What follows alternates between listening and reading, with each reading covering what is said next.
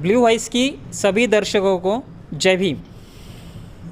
हमारे देश की स्वतंत्रता को 75 साल पूरे हो चुके हैं और इस अवसर पर हम मूवमेंट में काम करने वाले, संगठन में काम करने वाले सभी साथियों से एक सवाल कर रहे हैं, जिस सवाल के लिए आज हमारे साथ पैंथर सेना के अध्यक्ष सतीश पटेकर जी है और उनसे हमारा ये सवाल है कि सर, इस देश की 75वीं सालगिरह, स्वतंत्रता की सालगिरह हम मना रहे हैं, आपकी इस बात को कैसे देख रहे हैं?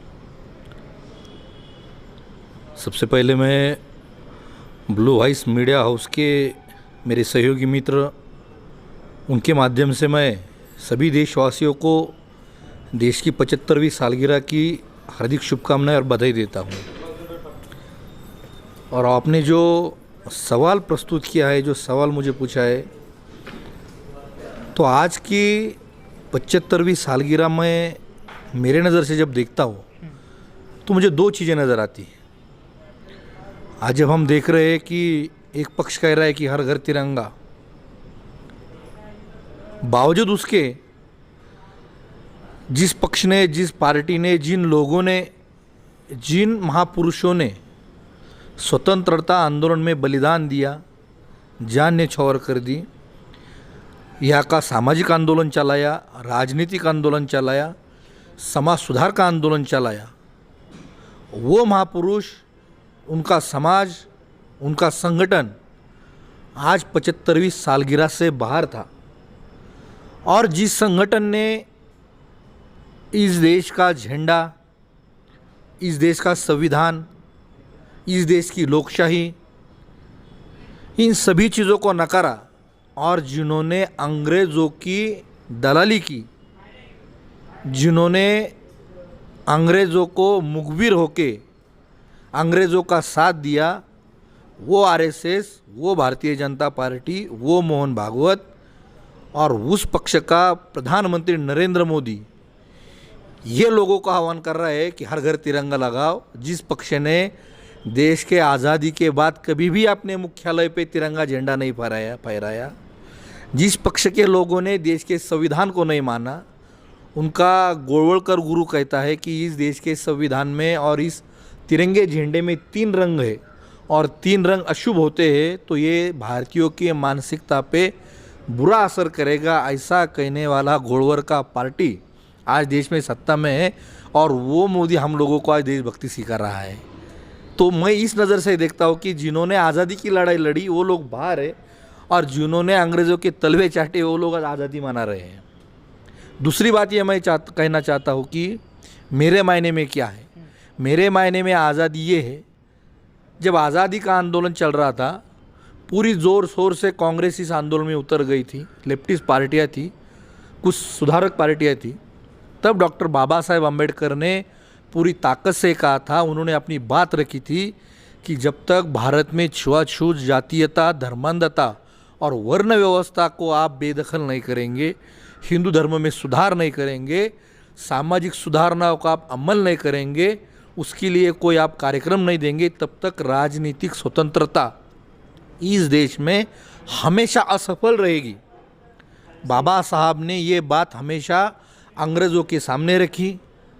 उनके द्वारा चलाए गए जो मीडिया हाउस थे, न्यूज़पेपर थे, साप्ताहिक थे, प्रबुद्ध भारत था, उसके ज़रिए उन्होंने वो बात रखी और उन्होंने कांग्रेस को और गांधी जी को ये आह्वान किया कि आप जब भी कांग्रेस का राष्ट्रीय अधिवेशन बुलाएंगे या आपका पार्टी का जो भी सदस्य है और जो सदस्य बनना चाहता है, आप उसको ये शपथ दिलाओ कि मैं छुआछूत, अस्पृश्यता, जाति भेद और वर्ण व्यवस्था को मानूंगा नहीं। ये शपथ दिला के ही आप कांग्रेस का सभासद बनाओ। बाबा साहब ने ये बात कही थी, वही बात महात्मा फुले ने कही थी, वही बात शाहू महाराज ने कही थी।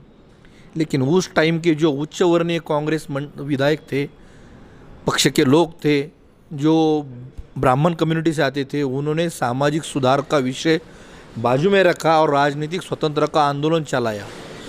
आज उसका परिपाक हम अगर देखते हैं तो उसका परिपाक ये है कि खैरलान जी में आज भी दलित छात्रा अगर साइकिल पे स्कूल पे जाती है तो उसका सामूहिक उत्पीड़न होता है, उसका बलात्कार होता है और उच्च वर्णीय समाज आज भी पेशवाई मानसिकता दिखाकर उस परिवार का छिन्न विच्छिन्न करके उनको बायकॉट करता है, उनका मर्डर करता है। वो कांग्रेस के कार्यकाल में हुआ। उसके बाद अगर हम देखते हैं तो जब भाजपा शासित देश पे भाजपा का शासन आता है तो हम रोहित वेमुला का संस्थात्मक इंस्टीट्यूशनल मर्डर देखते हैं। जब रोहित वेमुला जैसा छात्र डॉक्टर बाबा साहेब आम्बेडकर के बताए गए रास्ते पे शिक्षा हस्तगत करता है और देश का एक स्कॉलर बनना चाहता है तो वहाँ के आरएसएस, बीजेपी, अखिल भारतीय विद्यार्थी परिषद द्वारा उसका इंस्टीट्यूशनल खून किया जाता है। वही सामाजिक स्वतंत्रता आंदोलन अगर हम आज की डेट में देखते हैं तो राजस्थान में मेघवाल नाम का हमारा दलित छात्र जो कि 5-6 साल का है, उसने स्कूल के मुख्याध्यापक का, टीचर का जो पानी होता है वो पानी पिया तो उसका मार मार के खून किया जाता है। ये स्वतंत्रता आंदोलन हम देखते हैं आज। तो जब हम ये देखते हैं तो हमें सवाल पैदा होता है हमारे मन में कि हमें जो राजनीतिक आज़ादी मिली है क्या वो सही मायने में मिली है? हमको जो संविधान का जो अधिकार मिला है उसका सही मायने में अमल हुआ है? तो उसका उत्तर हमें नकारार्थी मिलता है, नहीं मिलता है। आज़ादी का बेनिफिशियरी अगर आज कोई होगा तो वो कांग्रेस, भाजपा, लेफ्टिस्ट पार्टियाँ हैं। भले ही डॉक्टर बाबा साहेब आम्बेडकर ने संविधान में दलित, पिछले, शोषित, पीड़ित, कामगार, कष्टकरी, वंचित, आदिवासी, ओबीसी, माइनॉरिटीज़ कम्युनिटी के लिए 2500 साल में जो चीज़ नहीं थी वो प्रावधान हमें दिया। आज हम उस प्रावधान से जिंदा है, जीते हैं, हम dignity full life, respectful life जी रहे हैं। बट आज भी कुछ असामाजिक तत्व जो आरएसएस, बीजेपी, कांग्रेस जैसे ब्राह्मण लोगों के पक्ष है वो आज भी हमें वो अधिकार देने को तैयार नहीं है। तो आज भी ये ज़रूरत है कि सामाजिक लोकशाही, सामाजिक स्वतंत्रता आंदोलन फिर से इस देश में खड़ा होना चाहिए। हम 75वीं सालगिरह मना रहे बट हम उतने मेच्योर नहीं हुए। किसी भी देश की 75th एनिवर्सरी अगर हम मना रहे तो वो 75th ईयर जो होता है वो मैच्योरिटी लेवल पे जाता है। सही बात। दुनिया भर में आपने जितने भी लोकशाही देखी होंगी, जितने भी देश आज आज़ाद होकर 75वीं सालगिरह मना रहे तो उन देशों ने आज प्रगति की है।